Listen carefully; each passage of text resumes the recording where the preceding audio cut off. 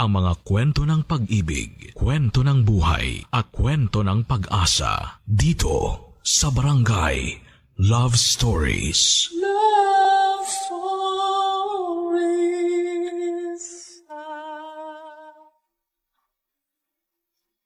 May mga bagay tayong pinaghahandaan dahil ito ang gusto nating makita sa dulo ng ating buhay. Mga bagay na pakiramdam natin ay totoong makapagbibigay sa atin ng saya. Ikaw, kabarangay, ano ba ang pinaghahandaan mo na sa tingin mo ay makapagbibigay ng ligaya sa iyo? Dear Papa Dudut, wala namang masamang mangarap. Kahit sabihin pa ng iba na imposible na, ang importante ay kaya mong sabihin sa sarili mo na posible pa. Ako nga pala si Jean, 35 years old. Kabilang ako sa mga babaeng nangangarap na maikasal balang araw. Kahit sabihin pa na lumagpas na ako sa kalendaryo, ay hindi ko pa rin sinusukuan ng pangarap kong makapaglakad patungo sa altar, kung saan ako hihintayin ng lalaking nakatakda para sa akin. Na-imagine ko na nga ang bawat eksena, Papa Dudut. Gusto kong maikasal sa pinakaluma pero pinaka-aesthetic na simbahan sa Pilipinas. Dagdag points kung malapit ito sa dagat para doon na rin ang reception area. Gusto kong maimbitahan ang mga taong naniniwala na makakamit ko ang forever ko. At higit sa lahat ay planado na rin kung ano ang wedding gown na isusuot ko. Meron akong boyfriend na kaedad ko rin, si Ricky, at naireto lamang siya sa akin noong time na sobrang broken ako sa naka-live-in partner ko. Si Ricky ang sumalo sa akin at nagmahal sa akin, Papa Dudut. Kaya nasabi ko sa sarili ko na siya na talaga ang lalaking para sa akin. Boto rin sa kanya ang 60-year-old na nanay ko at best friend / dati kong kaklase na si Leia. Sabi nga nila, anumang oras na ayain ako ni Ricky na magpakasal ay buong-buo ang blessing na ibibigay nila sa akin. Kaya naman, plinansya ko na lahat ng plano para sa pangarap kong kasal.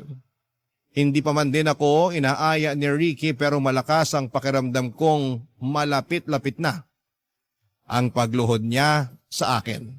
Para lagyan ako ng singsing sa aking daliri, Papa Dudut.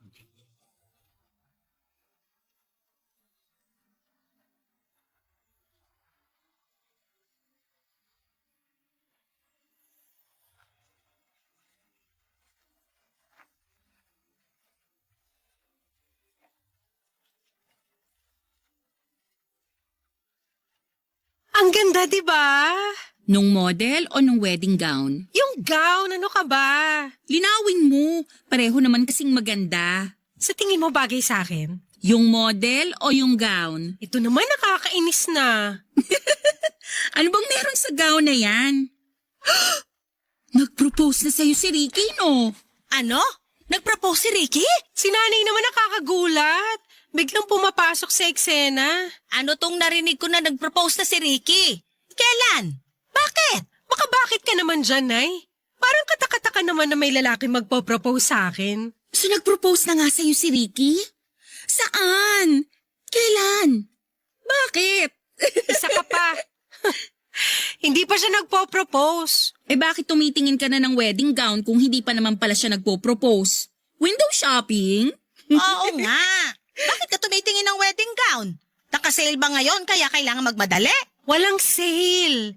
Nakaramdam lang ako ng lukso ng dugo nung makita ko tong wedding gown online. Lukso ng dugo! Anak mo ba yung wedding gown na yan? Si nanay naman eh. Gets nyo na yun. Unang kita ko pa lang sa gown na to, alam kong siya na. Hindi ko na to papakawalan pa. Dahil ang wedding gown na ganito minsan lang darating sa newsfeed mo. So bibilin mo na? Ipapabili ko kay Ricky. Hindi pa nga nagpo-propose sa'yo si Ricky, tapos pabibilhin mo na agad siya ng gown? Girl, singsing muna ang dapat na inaatupag niya, no? Tama si Leia. Singsing ang dapat inuuna ni Ricky. Yang gown, saka na yan kapag ikakasal na talaga kayo. Bakit kasi mauuna yung singsing? Bakit hindi pwedeng wedding gown muna? Eh yun nga ang mas nakikita sa mismong kasal kaysa sa singsing. Yun ang makikita ng mga bisita. Yun ang unang pupurihin. Eh hindi ka pa nga inaaya ni Ricky na magpakasal. Ang advance mo masyado. Iniisip mo na agad kung paano pupurihin ng mga bisita yung wedding gown mo. Basta malapit na rin naman mag-propose si Ricky sa akin. Ramdam ko. Dahil na naman ba yan sa lukso ng dugo? Kanina pa lumulokso yung dugo ko sa'yo, Jean. Nakaka-high blood ka, ha? Bakit pa ayaw niyong magtiwala na magpo-propose sa akin si Ricky? Bakit ayaw niyong maniwala na may susuot ko rin tong gown na to? Ang hirap kasing pangunahan si Ricky. Ganito na lang. Abangan mo muna ang proposal bago ka ma-obsess dyan sa wedding gown na yan. Basta. Ipapabili ko tong gown na to kay Ricky. Sure na ako rito. Ito talaga ang gusto ko. Masyado kang maligalig ngayon.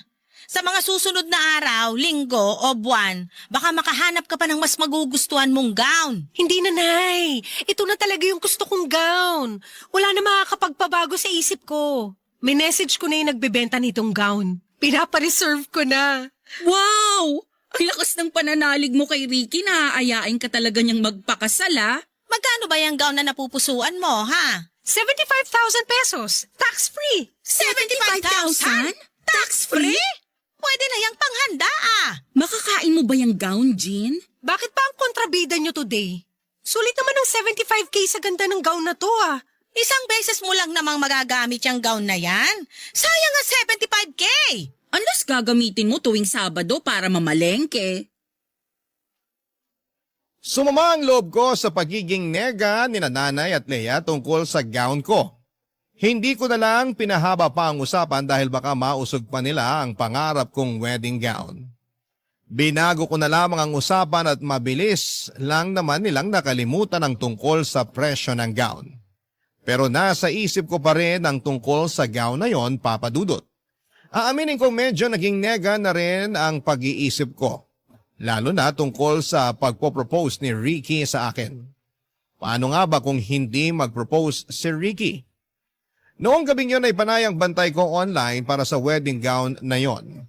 Natatakot ako na baka may mag-mine o kahit nga yung magtanong lang ng presyo ng gown ay kinakabahan ako. Baka maunahan ako. Nape-pressure tuloy ako kung paano at kailan magpo-propose si Ricky para ma-reserve ko na yung gown. Kaya naman gumawa na ako ng paraan para mapabilis ang proseso ng lahat, Papa Dudut.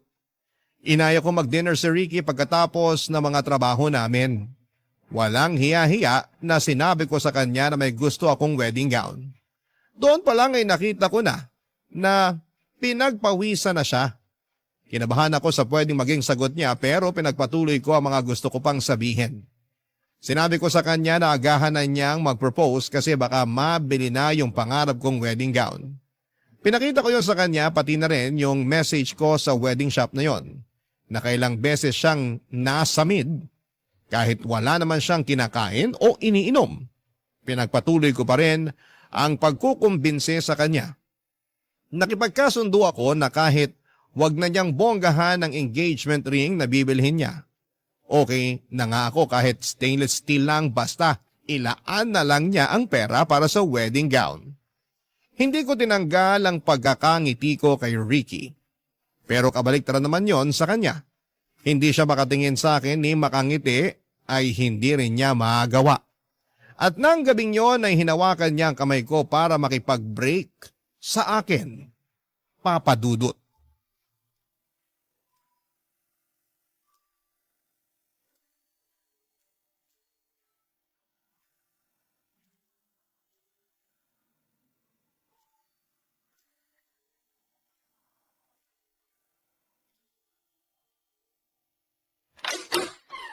Nay! Jean! Nay! Anong nangyari? Bakit ka umiiyak? Maupo ka nga muna. Tubig. Gusto mo ng tubig? Nay, hiwalay na po kami ni Ricky. Ano? Parang biglaan naman yata. Kasi binigla ko rin naman siya. Nako! Wag mong sabihin. Sabi ko sa kanya na mag-propose na siya bago pa mabili ng iba yung wedding gown na pangarap ko. Ay, anak naman! Na-pressure ko ata siya masyado. Kasi hindi na siya makatingin sa akin noon. Tapos hinawakan niya yung kamay ko. Akala ko yun na eh. Akala ko magpo-propose na siya pero sabi niya, mag-break na lang kami. Kasi nga pinilit mo siya mag-propose. Hindi. Kasi pinilit ko siyang bilhin yung wedding gown. Ang mahal naman kasi nung wedding gown na yun, anak. Hindi lang naman dahil sa presyo ng wedding gown yun, Nay. Halatang hindi pa siya ready na pakasalan ako. Wedding ganon. O talagang nape-pressure lang siya sa presyo ng gown. Alam mo naman na may mga lalaki na sumasama ang loob kapag hindi nila nabibili yung gusto ng nobya nila. Sinabi ko naman sa kanya na pwedeng hati na lang kami sa gasto sa gown. Sinabi ko nga sa kanya na nakapag-down na ako ng 5K sa gown eh. Nag-down ka? Just lang yun, Nay. Para ma-pressure na siya. Para wala na siyang kawala. O para wala nang kawala yung wedding gown mo? Pareho! Kaso siya naman tong kumawala sa relasyon namin. Nasaktan ako sa hiwalayan yun ni Ricky. Alam mo namang napamahal at nasanay na rin ako sa kanya. Pero sana, anak, alam mo rin yung mali mo. Dapat ba humanap na lang ako ng mas murang gown? Dapat hindi mo siya pinressure. Walang napapala ang mga taong nagmamadali. Madalas, natitisod sila at nasusugatan. O, tingnan mo nangyari sa'yo ngayon. Okay na rin ako, Nay. At least nalaman ko na habang maaga pa. Hindi naman talaga siya ready para sa akin. Nabigla lang yon. Bigyan mo lang ng ilang araw. Baka makipag-ayos na rin siya at malay mo, baka maisip niya mag-propose na rin sa'yo. Malay mo lang yon, ha? Ayaw kitang umasa. Hindi na po yan mangyayari, Nay. Klaro niyang sinabi sa akin na hindi pa siya handang magpakasal. May mga tao naman kasi talaga na hindi agad-agad magiging ready magpakasal. At sinabi rin niya na hindi ako ang babaeng handa niyang pakasalan. Teka, ibang usapan na yan. Ilang beses kong pinaulit sa kanya yung mga salita niya. Baka kako namamali lang ako ng interpretasyon, pero hindi. Parehas kami nang naiisip. Hindi niya ako gustong pakasalan. Ako lang kasi yung available sa ngayon. Malas ko kasi ginawa lang niya akong option. I'm sorry, anak. Akala ko naman totoo na yung pagmamahal niya sa'yo. Akala ko rin, Nay eh. Akala ko rin. Nay, may 5K ka ba dyan? Para saan? Ipi-PM ko na yung siya para makapag-down na ako sa wedding gown ko. Kahit wala si Ricky, bibilin ko pa rin yung pangarap kong gown. Anak, masyadong mataas ang emosyon mo ngayon. Palipasin mo muna. Nadadala ka lang ng lungkot mo. Pingin na ng 5K, Nay. Please. Saka na kita bibigyan kapag may lalaki nang nag-propose sa'yo. Nasaktan ako sa huling sinabi ni Nanay Papa Dudut. Alam kong napikon na rin siya dahil sa mga iniisip ko. Bakit nga naman ako bibili ng wedding gown kakagaling ko lamang sa hiwalayan. Hindi ba dapat ang una kong inaatupag ay magpaganda, magpagupit at mag-reband. Bumili ng mga sexy na damit at kumain ng matatamis na tsokolate. Yun naman ang proseso sa hiwalayan, hindi ba? Pero bakit gusto kong dumiretso agad sa wedding gown?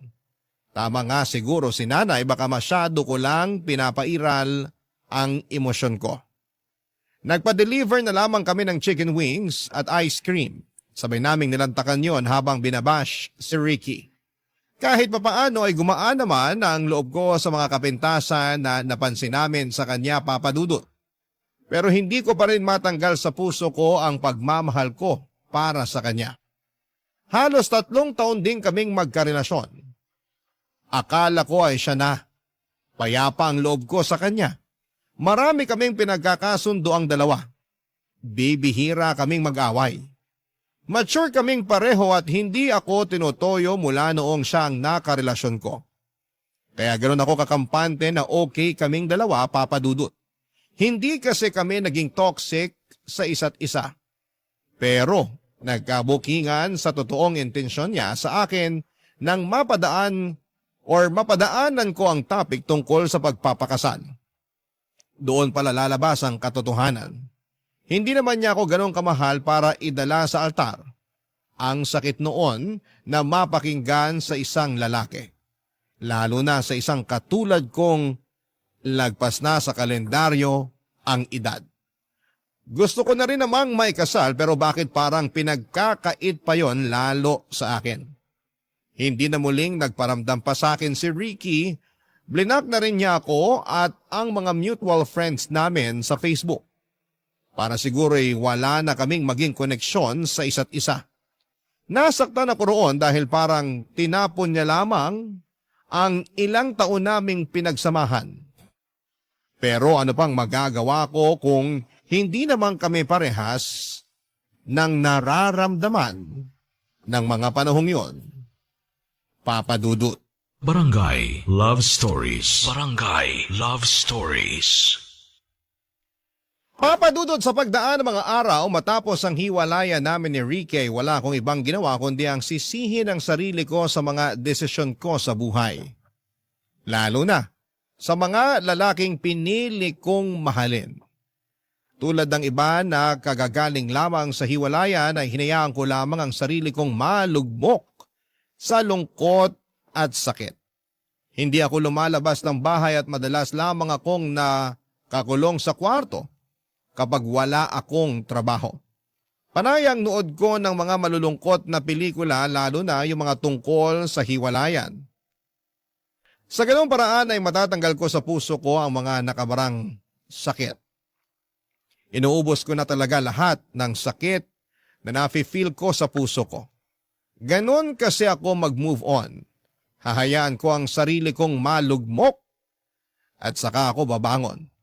Hinayaan naman ako ng nanay ko na gawin yon at maliban na lamang sa best friend kong si Leia. Magkaiba kasi kami ni Leia. Pag ang best friend kong yon, ang nasaktan ay paniguradong babangon siya agad para durugin lahat ng mga nanakit sa kanya.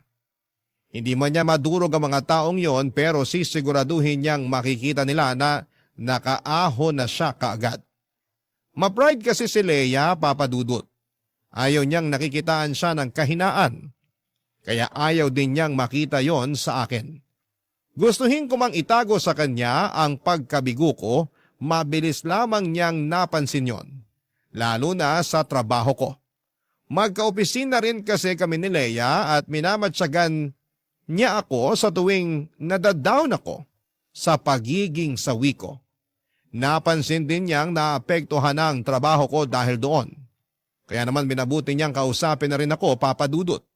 Hindi ko naman minasama yon lalo't kailangan ko rin naman ng mag-uuntog sa akin para maintindihan kung hindi pwedeng lagi na lang akong malungkot, Papa Dudut.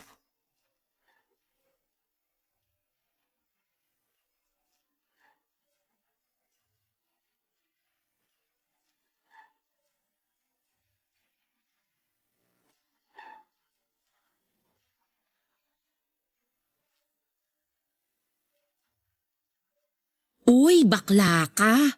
Bakit? Ikaw ba kailan titigil sa sad girl era mo, ha? Soon. Dapat soon na talaga. Naapektuhan na yung trabaho mo. Hindi pwedeng ganun. Babawi na lang ako soon. Kailan yung soon na yan? Kapag pinasahan ka na ng boss natin ng memo, naligwa ka na rito. Hindi mangyayari yan. Isa kaya ako sa top performing employees for 10 years. Uy, bakla ka. Baka nakakalimutan mo. Madaling makalimutan ang 10 achievements mo sa isang pagkakamali mo lang. Kaya umayos ka dyan. Ano bang magagawa ko sa hindi nga ako makapag-function ng maayos? Masakit nga eh. Masakit. Hindi rason yan. Kahit masakit, umayos ka. Hindi hihinto ang mundo dahil lang nasaktan ka. Mag-adjust ka, no? Aba, ilang adjustments pa ba ang gagawin ko sa mundong to? Ako na lang lagi nag-a-adjust eh. Sa akin na lang lagi binabagsak yung sakit. Marami pa namang ibang tao, bakit parang ako lang ang available na sumalo? Lahat tayo may kanya-kanyang pinagdadaanan, Jean. Hindi lang ikaw. Magaling lang magdala yung iba. Eh di sorry na kung hindi ako magaling magdala ng pinagdadaanan ko. Ay, alam kong hindi madali ang pinagdadaanan mo. Minahal mo eh. Kaya lang... Para akong tangang umasa. Nasayang lang ang lahat ng pinost ko sa Facebook tuwing monthsary at anniversary namin. Mauuwi rin pala ako sa pagde-delete at pag-only me. Sabi naman kasi sa'yo na low-key lang dapat kayo sa Facebook eh. Hindi ko naman sinasabi na pakasalan na niya ako agad. Pero pressure mo siya na bilhin yung wedding gown mo. Kasalanan ko ba kung dahil doon ay na-pressure siya? Pinatunayan niya lang sa akin na hindi niya ako gustong pakasalan. At mabuti nang nalaman mo agad. Ngayon, makaka-move forward ka na. Mas malawak na ngayon ang space sa buhay mo para makapasok yung tamang lalaki para sa'yo. Alam mo, kahit matino yung advice mo, hindi ko pa rin yan iintindihin. Broken ako eh. Ang iintindihin ko lang yung galit ko kay Ricky. Sinayang niya ang ilang taon ko. Sana hindi na lang niya ako niligawan at nilandi.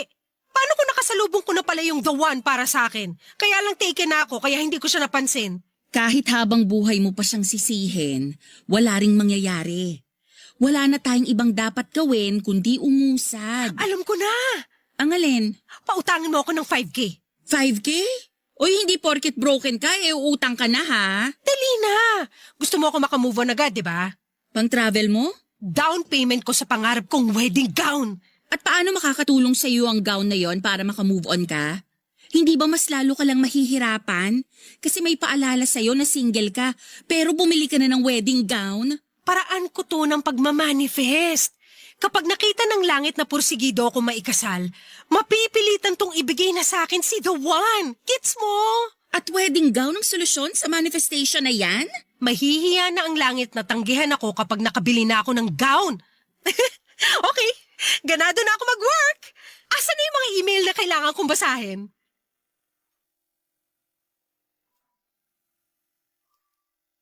Napapailing na lamang si Leia sa naisip kong gawin, Papa Dudut, pero dahil nakita niyang bumalik ang sigla ko sa pagtatrabaho, nag-bank transfer na siya ng 5K para sa down payment ng wedding gown ko.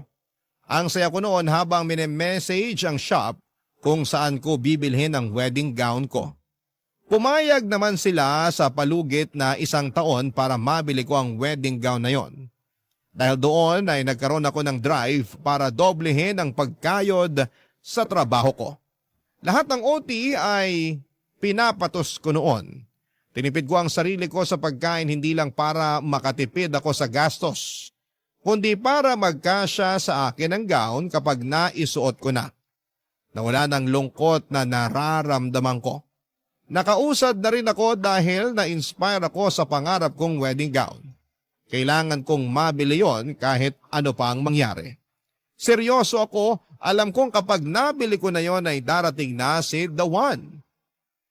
Pinayuhan ako ni Leia na ipagpalibang ko na lamang ang plano ko. Dahil baka may makita pa raw akong mas magugustuhan kong gown at kapag nangyari yon ay baka kasama ko na rin ang the one ko. Baka nga raw yung the one ko pa ang bumili ng wedding gown ko para sa akin pero kinontra ko yon. Sinabi ko sa kanya na kaya ko namang bilhin ang gown na pangarap ko. Paghihirapan ko yon at hindi ko iaasa sa kahit na sinong lalaki dahil ako naman ang magsusuot noon. Ako naman ang may pangarap doon. Hindi na ako sinagot pa ni Leia at hinayaan na lamang ako basta lang daw maging okay ako at masaya. Tatanggapin na lang niya ang kabaliwan ko. Bukod kay Leia, pati si nanay ay hindi rin ganon kaprobado sa plano ko. Lalo't noong nagsimula na akong magdoble kayod ay nag-alala na siya para sa kalagayan ko. Lagi na lang kasi akong puyat, pagod at nangangayayat, Papa Dudut.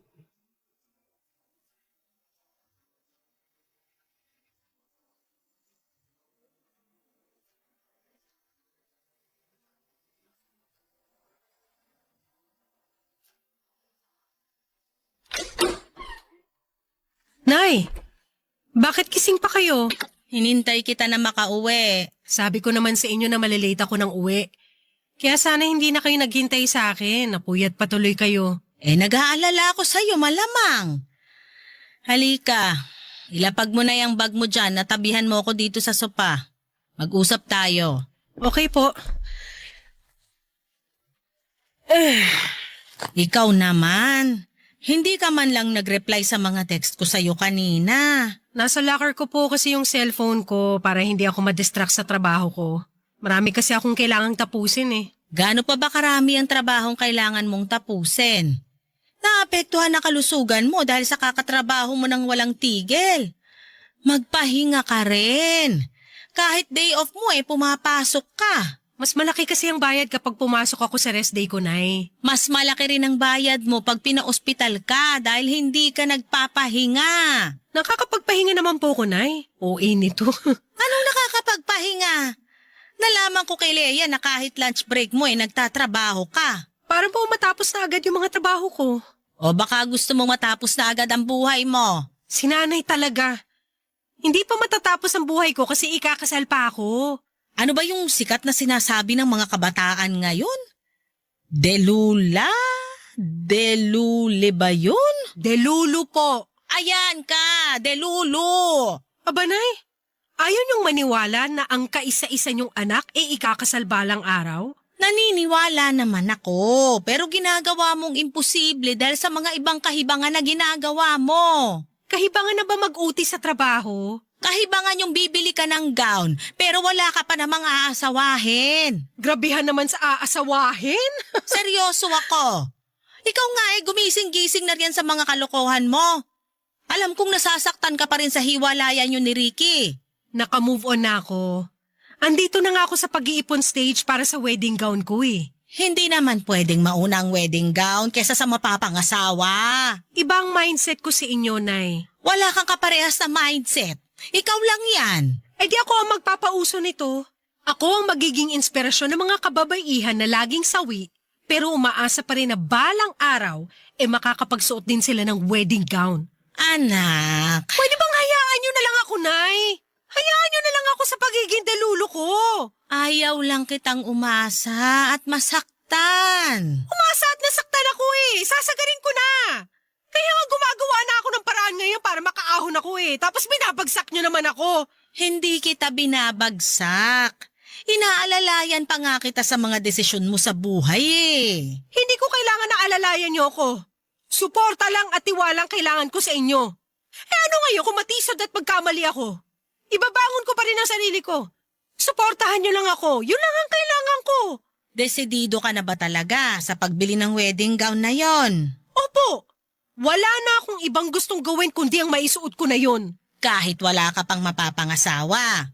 Kahit wala pa akong mapapangasawa. May isa lang akong pakiusap sa'yo. Ano po yan, Nay? Ingatan mo ang kalusugan mo para makita pa kitang suot ang pangarap mong wedding gown. Tumango ako sa naging tanong ni nanay at sinuklian na lamang niya yon ng tipid ng ngiti. Hinayaan na lamang niya ako papadudot. Pinilit na lang niya akong kumain bago ako magpahinga. Pinagbigyan ko naman siya papadudot kahit na hindi ako gutom noon. Sa totoo lang ay parang hindi na ako nakakaramdam pa ng gutom dahil masyado ko nang iniisip ang pagtatrabaho. Nasanay na lamang ang katawan ko na laging nakaharap sa computer at hindi nakaharap sa pagkain. Napansin na kasi ni nanay ang pangangayayat ko. Dinaan ko na lamang sa vitamins at tubig ang lahat. Aminado naman akong hindi ganong kadali ang ginagawa ko at malaki pa ang kailangan kong bayaran para sa wedding gown ko. Pero hindi ko yon susukuan kahit gaano pa yon kahirap papadudot. Hindi na namin muling napag-usapan ni nanay ang tungkol sa pagbili ko ng wedding gown. Kontra man siya sa plano ko pero sinabi niyang ipagdarasal niya na mapaaga ang pagkuha ko ng wedding gown para maging masaya na akong tunay. Bata pa lamang ako ay totoong pangarap ko ng maikasal papadudot. Lagi akong nangunguna sa pagpepresenta bilang bride sa tuwing naiisip naming magkakalaro na magkasal-kasalan. Kahit nga hindi ko gusto yung napili nilang groom, para sa akin ay wala akong pakialam. Maglalagay pa ako ng puting punda ng unan sa ulo ko para kunwari ay belo ko yon. Isusuot ko rin ang bestida ko na pangsimba at itatakas ang sandals na may takong ni mama. Pipitas ako ng maraming pulang gumamela para maging bouquet ko. Ipapasalo ko naman yon sa mga kalaro ko.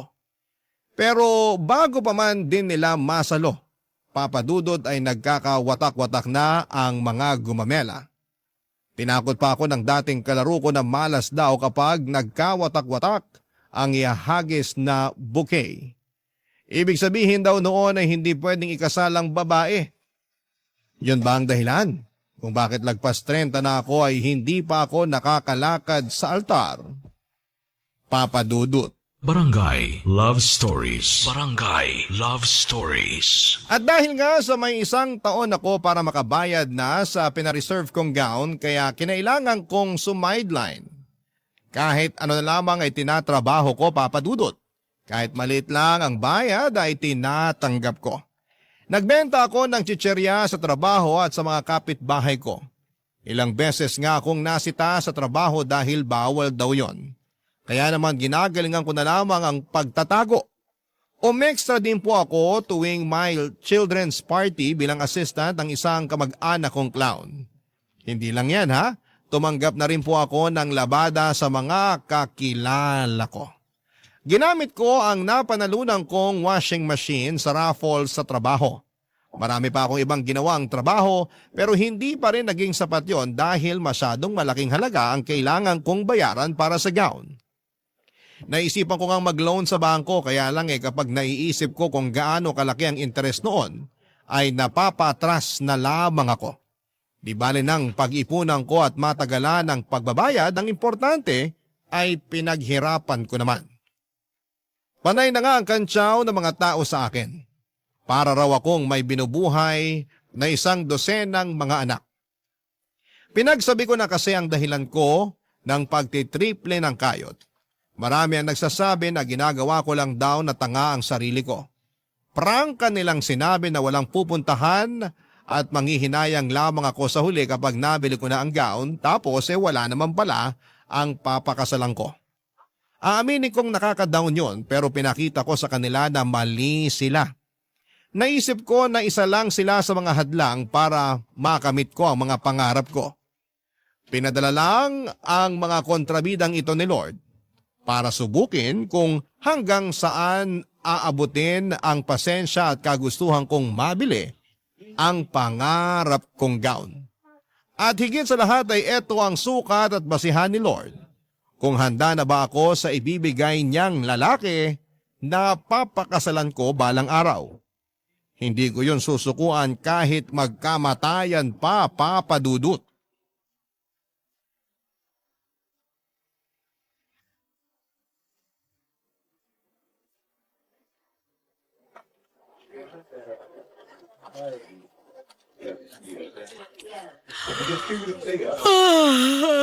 O ano, inaantok ka na. Senyales yan na magpahinga ka na. Senyales to na kailangan ko pang magkape. Pakicheck naman kung meron pang 3-in-1 dyan sa gilid mo. Hindi ka na magkakape, tama na. Kahit tong thermos gusto ka ng sukuan, no? Bibili na lang ako sa kantin. May papasabay ka ba? 50 pesos lang ang pasabay fee. Wow ha? Pati ako pinagkakakitaan mo na rin? Kailangan ko ng pere. Hindi mo naman sana kakailanganin ng pera kung hindi ka mapilit dyan sa gusto mo. Pwede namang ipagpaliban muna ang pagbili ng wedding gown. Akala ko ba na pag-usapan na natin to? Di ba okay na sa'yo na bilhin ko yung wedding gown na yun? Kasi akala ko madadalian ka lang sa pagkuha ng pera para mabili yon. Pero sa nakikita ko ngayon, parang mali ako. Para ka ng zombie na hindi sabik sa utak, kundi sabik sa kwarta. Lahat naman tayo sabik sa pera. Ikaw, hindi ba pangarap mo magkaroon ng sarili mong DSLR? Di ba nga pinag-iipunan mo rin yon para magamit mo na sa bakasyon mo next year? Sa akin naman kasi, siguradong magbabakasyon ako. Eh ikaw? Ang mapanakit mo naman doon. Ako, naniniwala na matutuloy ang bakasyon mo at makukuha mo pa ang DSLR mo. Pero sa akin, ayaw mong maniwala na mabibili ko ang wedding gown ko? Pwede mong mabili ang wedding gown mo, pero hindi ka naniniwala na merong magpapakasal sa akin kapag nabili ko ng wedding gown ko. gusto kong maniwala. Pero Kung gusto mo talaga maniwala, tanggalin mo yung pero. kaya mo pa ba? Oo naman. Ngayon ka pa ba magdududa? Nagkakasakit ka na dala ng pagod at puyat. Pag ang katawan mong bumigay, sa ospital lang mapupunta yung ipon mo. Grabe ka namang manakot. Hindi ako nananakot ha. Pero yan lang ang pwede mong kabagsakan kapag hindi ka matuto na magpahinga at maghinay-hinay. Nagpapahinga naman ako. 3 oras na tulog? Ano ka pinaglihi sa motel? Nagsumbong na naman ba sa'yo si nanay? Nag-aalala lang sa'yo ang nanay mo. Hindi na niya alam ang gagawin niya kaya nagsabi na sa akin. Ang tigas din kasi ng ulo mo. Hindi matigas ang ulo ko. Pursigido lang talaga ako sa pangarap ko. Pangarap mo na pwede namang isang tabi muna. Hindi naman urgent. Hindi dapat iniisang tabi ang pangarap. Kasi kapag iginilid mo yan, may makakahanap na iba. Paano kapag naisipan ko ng balikan? Pero may nakadampot na pala. Paano ko? Paano ka? Baka para ka sa ibang pangarap. Kasi kung para sa'yo yon, gagawa ng paraan ng Diyos na ireserba yun sa'yo. Pero hindi ganun ang kalakaran sa wedding shop na gumawa sa wedding gown ko. Kung hindi ako magmamadali na bilhin yon, siguradong may ibang babae na hahablot nun. Lagi ka talagang may panlaban sa pangungontra ko. Ipinaglalaban ko lang ang pangarap ko. Ay, bibili ka pa ba ng kape sa kantin? Bakit magpapasabay ka ba? Pabili na lang ako ng tissue. Oh, etong 500 pesos. Wala ka bang barya? 15 lang isang rolyo ng tissue eh. Susungitan na naman ako ng tindera sa kantin nito. Keep the change na. Hoy! Bakla! Seryoso ba? Gusto kong makatulong sa pangarap mo. Ayan ha, bayad na ako sa pasabay fee. Ngumiti sa akin si Leia habang nangingilid ang mga luha ko sa mata. Hindi ako makapaniwala na pwede pa rin pala akong pakitaan ng suporta ni Leia kahit na ilang beses na niya akong kinontra. Nagmadali na akong pumunta sa kantin para bumili ng kape at tissue. Pagkabalik ko ay nakipagkwentuhan sa akin si Leia at hindi tungkol sa wedding gown kundi sa ibang sideline ko. Lalo na yung pagiging assistant ko sa isang clown. Pinagtawanan na lamang naming pareho yon dahil puro ako kapalpakan. Gumaan kahit papaano ang loob ko habang pinag-uusapan namin ni Leia ang mga sideline ko. Sinabi niya sa akin sa dulo ng usapan na isasama niya ako sa mga novena nila ng lola niya para mapabilis daw ang pagsagot ni Lord sa kahilingan ko. Sapat nang marinig ko yon mula sa best friend ko. Sapat na sa akin ang dasal para makayanan ko pang ilaban ang pangarap ko.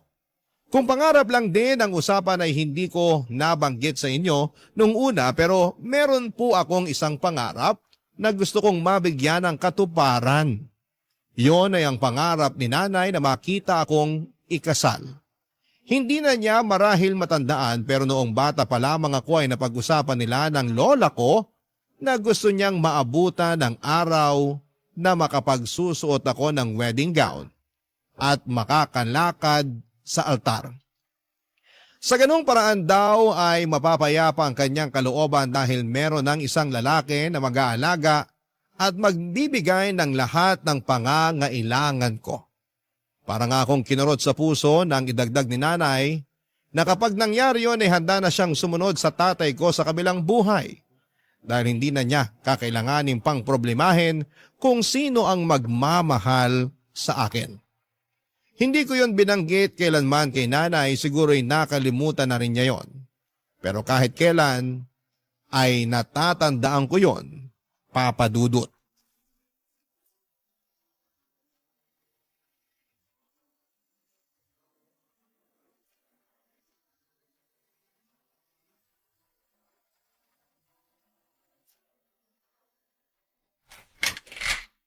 Anak, pwede bang pumasok sa kwarto mo? Sige lang, Nay. Kanina pa nagsisimula ang balita sa TV. Ayaw mo ba akong samahang manood? Pass muna ngayong gabi. Hindi pa ako tapos mag-budget eh. Gabi-gabi ka na lang nagbabudget Ilang gabi ka nang hindi updated sa mga showbiz happening. Ipahinga mo muna ang utak mo sa pera. Halika muna ron sa sala. Sunod na lang ako. Yan din ang sabi mo nung isang gabi. Pero natapos na yung balita, hindi ka pa rin sumunod. Importante kasi to, Nay. Medyo nalihis ng konti yung ipon ko eh. Kailangan ko idiretso ulit. Akala ko ba nasusunod mo ng maayos yung budget mo? Nalihis nga po kasi nung nagkasakit ako. Napabili tuloy ako ng maraming tissue, salabat, mga gamot para sa ubod sipon. Tapos niresetahan pa ako ng doktor ko ng vitamins para sa dugo. Yan naman kasi ang sinasabi ko sa'yo, di ba? Hindi ka kasi marunong magpahinga. Imbis na hindi nalihis ang ipon mo, ayan tuloy, napunta lang sa gamot. Pasalamat pa rin po ako na hindi ako na ospital. Gamot lang sapat na. Natawa ka pa! Kapag Kapag hindi ka pa tumigil sa kakangarag sa katawan mo, sigurado akong dextrose na makakaharap mo. Huwag mo namang ipagdasal na, ikaw talaga. Ay, paano na yan? Kaya ko itong ayusin, Nay. Kalma ka lang dyan. Magkano lang naman yung nabawas? Tsaka sa linggo, may e-extrahan ulit ako na children's party. Doon na lang ako babawi. Pero sa linggo na rin ang birthday ng tatay mo. Baka lang nakakalimutan mo. Ay, oo nga! Ay nako, nakalimutan mo nga. Kung nasaan man ang tatay mo ngayon, nagtatampo na siya sa'yo. Ganito na lang, Nay. Ikakain ko na lang siya ng cake sa birthday party. Doon ko na lang isa-celebrate. Sumama ka na lang din kaya. At least makakatipid tayo kapag nakigamit tayo ng birthday party ng iba. Hey, kung ano-ano naiisip mo. Maiintindihan naman ni tatay kung hindi tayo makakapag-celebrate ng birthday niya sa linggo. Isang birthday lang naman yun.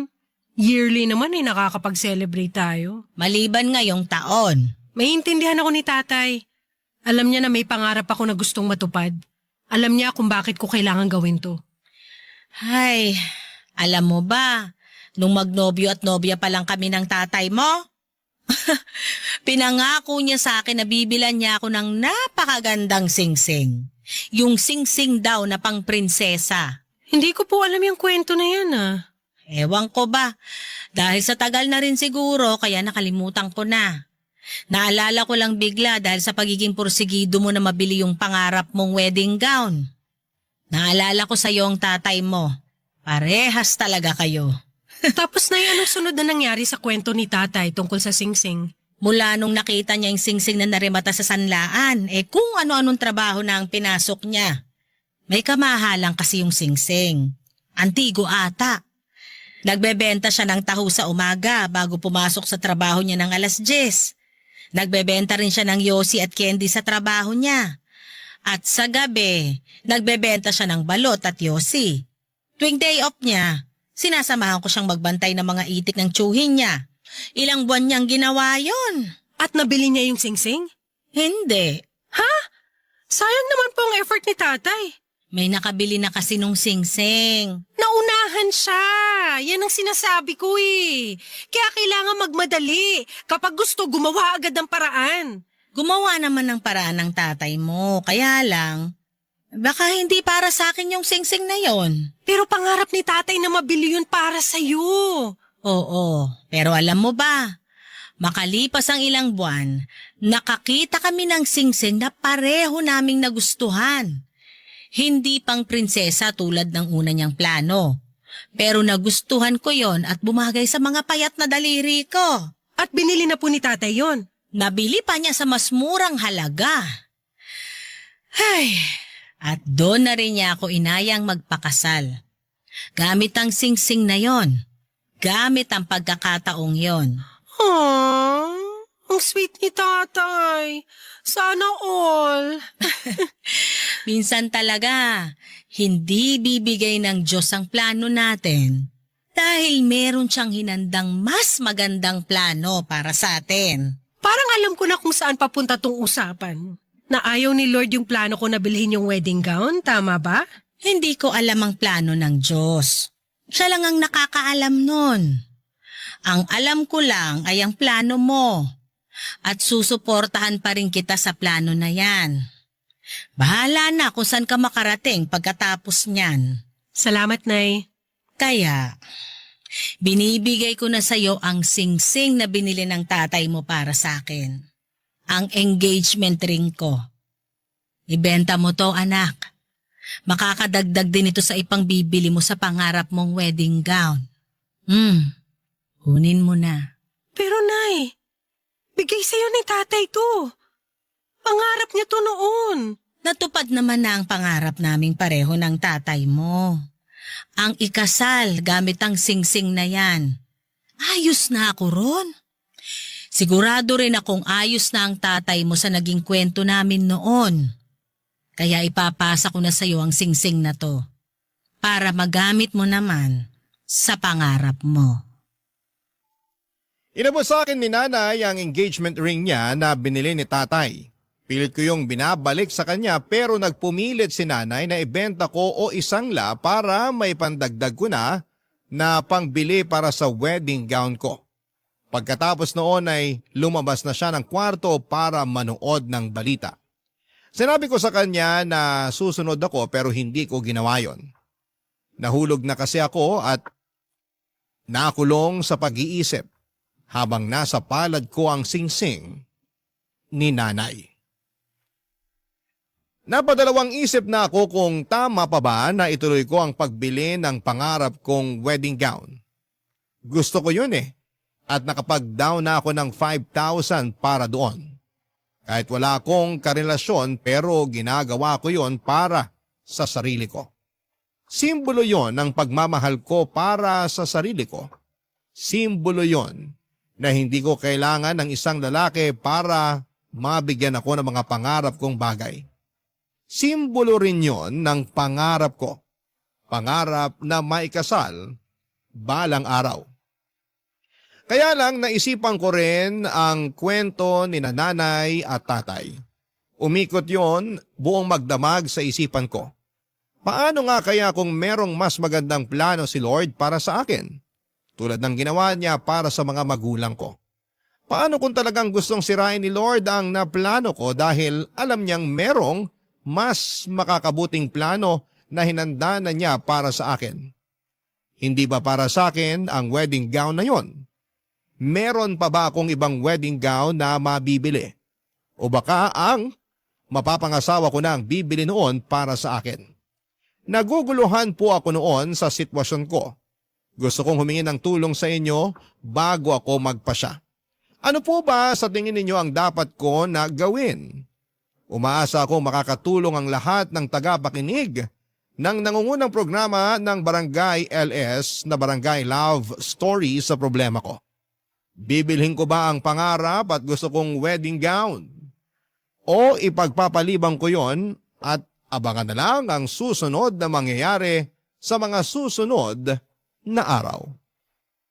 Maraming salamat po sa inyong lahat. Ako po ang inyong kapuso at kabarangay forever, Gene. Barangay Love Stories. Barangay Love Stories. Nalilito pa rin sa live ang ating kabarangay. Ano kaya ang maipapayo mo sa kanya? Ibahagi mo yan sa ating comment section para mabasa rin niya. Nagustuhan ng iyong napakinggan? Ituloy yan via live stream sa www.gmanetwork.com/radio. Barangay LS in Mega Manila 97.1. Forever.